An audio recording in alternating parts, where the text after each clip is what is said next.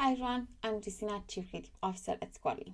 And today we are going to take a look at this question. Can I add back a social media profile I previously deleted? So let's go inside Squirrly Social. Right now we are in the post calendar feature in Squirrly Social. So let's go over here to manage social profiles. For this example, I'm going to delete this LinkedIn person account. So let's click over here to delete. Yes, delete.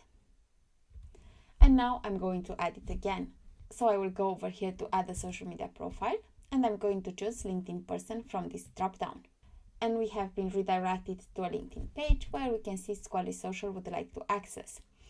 And we can see our LinkedIn profile over here. And all that we have to do is click over here to allow.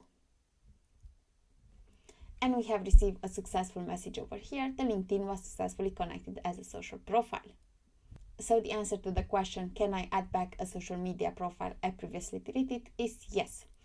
All you have to do is once again go over here to add a social media profile, select the platform that you want to reconnect and authorize the connection. And you will be able to see your profile back over here in Manage Social Profiles. Until next time.